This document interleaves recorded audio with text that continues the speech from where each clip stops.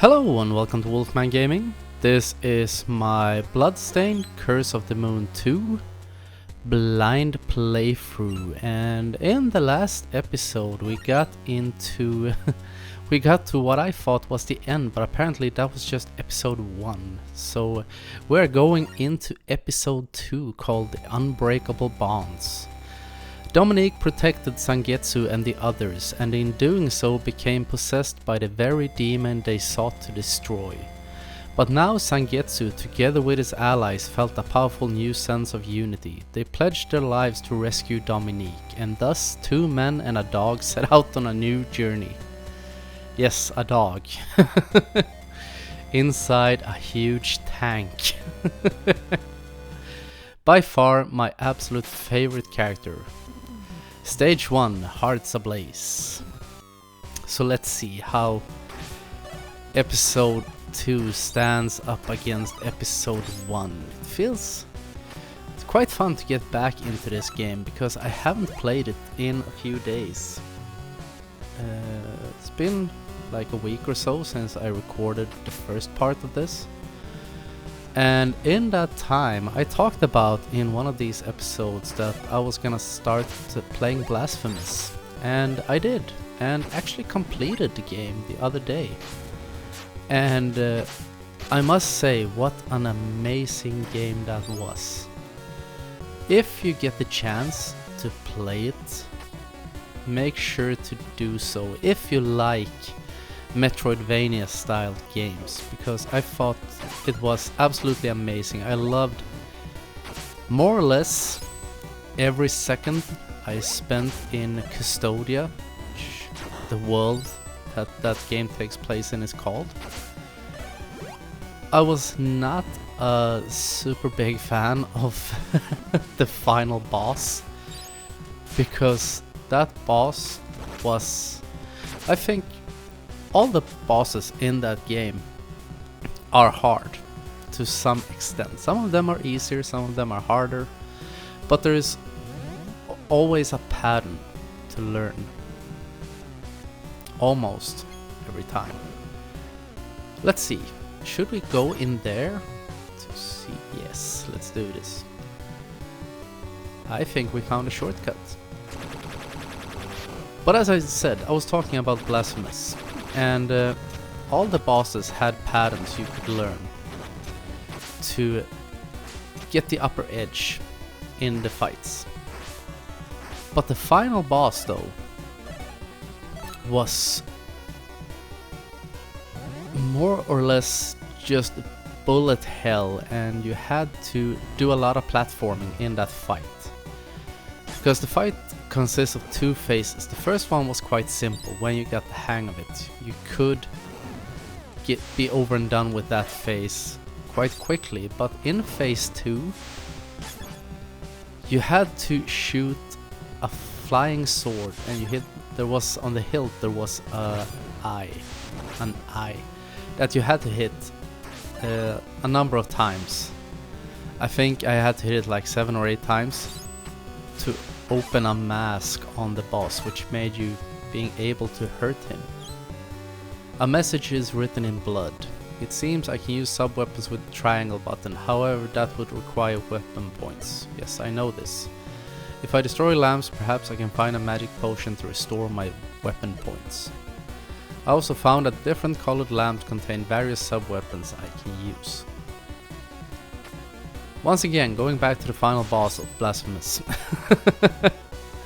When you had hit the sword enough times, I reached a dead end, haven't I?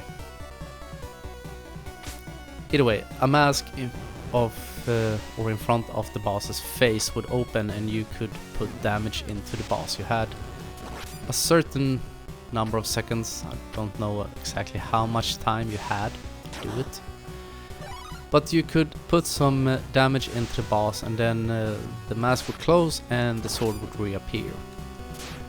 And you have to redo that entire process.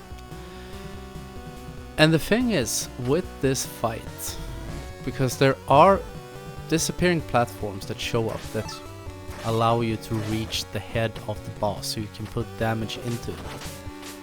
And they seemingly appear and disappear at random. There is no set pattern as far as I could find out while I was playing it in which order they appear. So there was a certain luck factor in that fight, and I was not a big fan of how that was designed, because all the bosses up to that point were really hard, or most of them were really hard, but they always felt fair. And that boss felt like sometimes you just couldn't get a good pattern or a good rhythm so you could put damage into him, so you were doomed beforehand. And this sounds like I am whining a lot, but I'm not. I thought, all in all, it was a great game. I would rate it around like 7.5 out of 10 on my personal scale for games. The only thing that stops me from giving it an 8 is the fact that the RNG factor in that boss, the dice roll more or less, took away a bit of the fun in facing it. Because I died to that boss more times than I did any other thing I faced off against throughout that entire game. And I also, that game has 2 endings, so I did a save file backup, because there is it's called ending A and ending B for simplicity's sake. And what I had to do was do a backup of my save to PlayStation Plus so I could face off against the boss.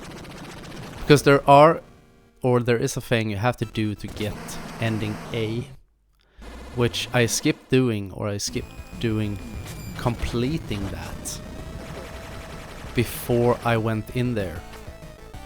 So I could get ending B and then go for... Wow, that's new.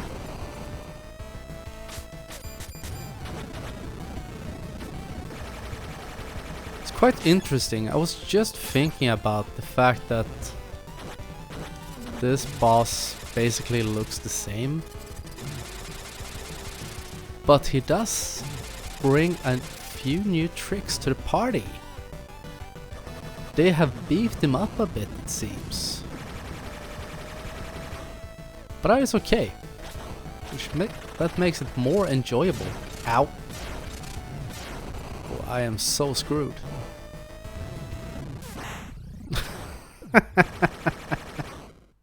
Okay. Yeah, that was fair. And the question is, can we do anything to maximize our health? No. And the thing that has infinite health is, or that can become invincible, died.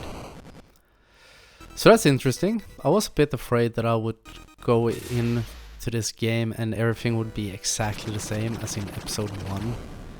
Just use another episode as a way of prolonging the adventure a little bit, but it seems they have done a few tweaks. Ow. Not quite sure if there is a way to avoid that. Wow. Ow.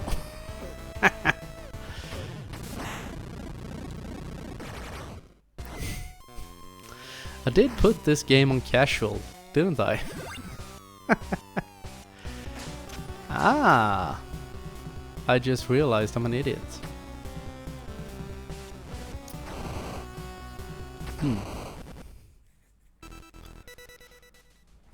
Also, one last thing about Blasphemous is it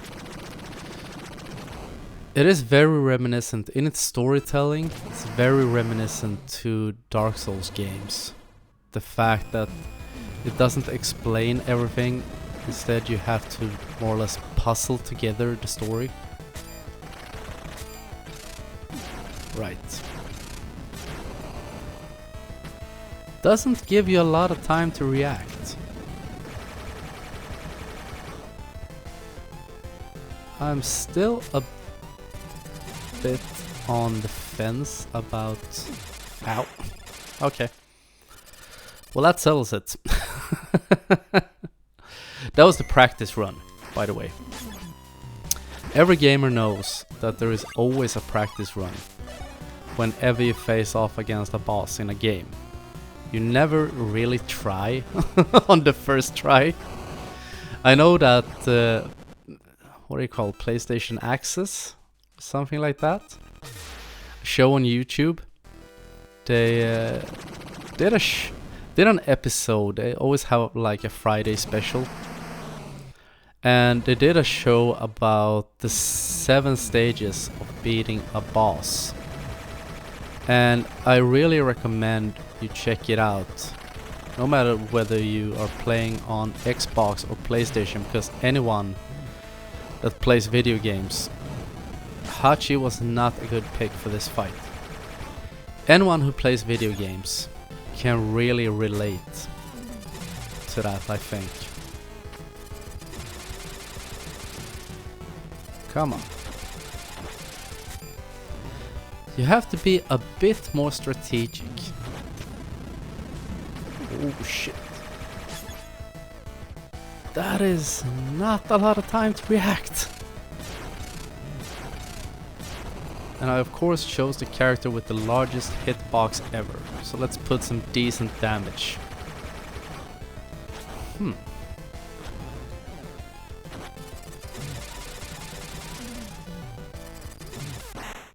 Shit! I'm getting wrecked.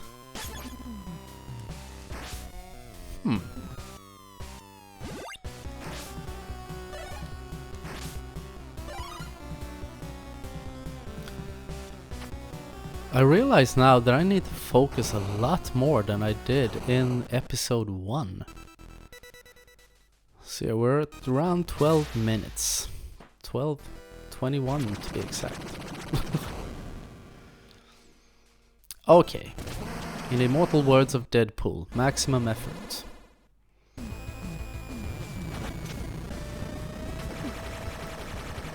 You only have time to like do one shot right there. And I just jumped straight into that one.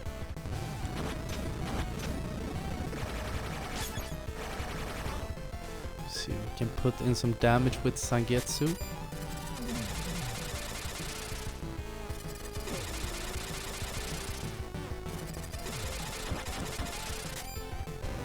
Damn, they don't mess about. So we're gonna play this safe. Gonna stand up here. Just wait for... Ow.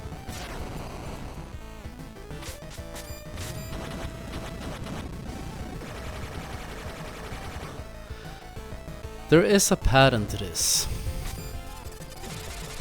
Even though it is quite unforgiving.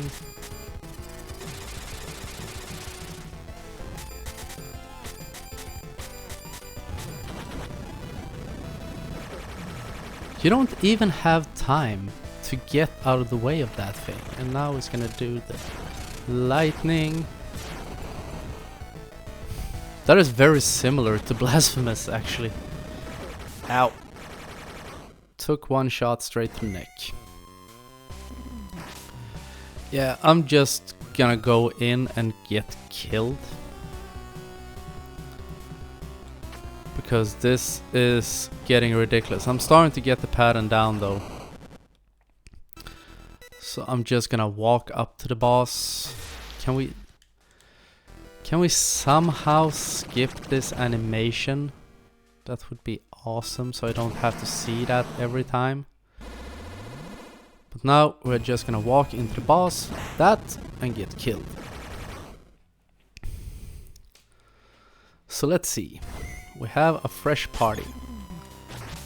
So we're just gonna try to gather up as much magic as possible, or weapon points, whatever you want to call it. Can almost get up to 40, which is a really good thing. So now we're gonna use all 3 of our characters, and we're gonna do this. We're gonna approach this smart.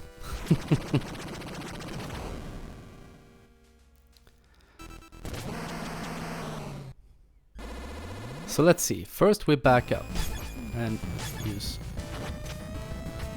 Robert. Just right, he could climb walls. Ow.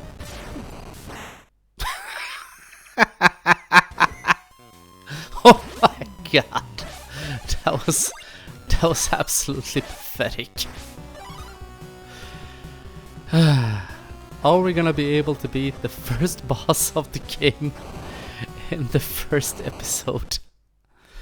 Stay tuned to find out.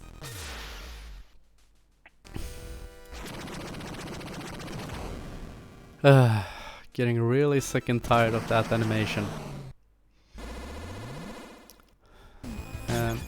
Not gonna use him. Instead, we're gonna use Sangetsu.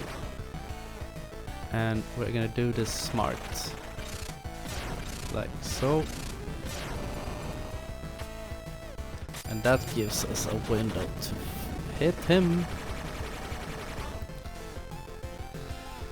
And then he does the alien attacks. We get hit.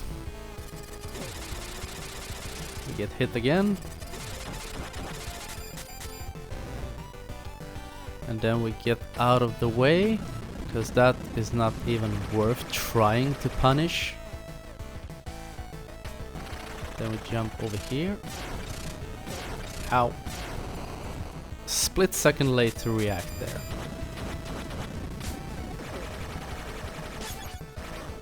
Let's see if Hachi can do some... can activate the iron skin and tank some hits. Hopefully put decent damage into him.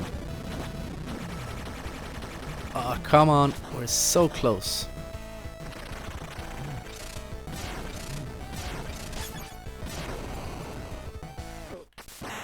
Nope. He was almost dead. But we have Hachi left. I did take a lot of punishment, but I managed to deal out a lot of punishment as well. So if he doesn't get back an absurd amount of health, we should be able to take him down now. I have 38 weapon points, so that should be sufficient to just tank the hits, unless he gets full health back. I haven't seen how much health he regains. Let's see. No, he only gets quarterback. Come on. Ah, so close.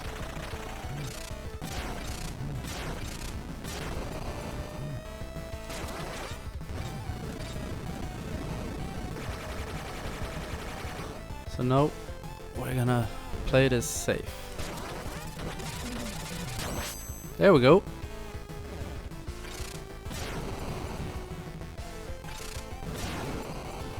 And now he has a desperation attack. I think. Yes! That is just like in the first game, where the enemies get the last desperation attack before they die. But we managed to get through the first level at least.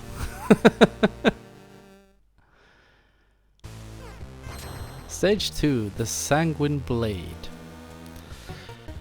Well, I am actually gonna end this episode right here. And we'll get into stage 2 in the next one. But in the meantime, I, as always and genuinely, really want to thank you very much for watching. And I will see you again in my next video. So until next time, this is the Wolfman, signing off.